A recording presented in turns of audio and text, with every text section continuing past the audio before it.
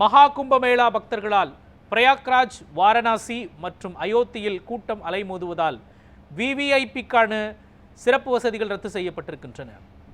உத்தரப்பிரதேசம் பிரயாக்ராஜ் நகரின் திரிவேணி சங்கமத்தில் மகா கும்பமேளா கடந்த மாதம் 13ஆம் தேதி முதல் நடைபெற்று வருகிறது.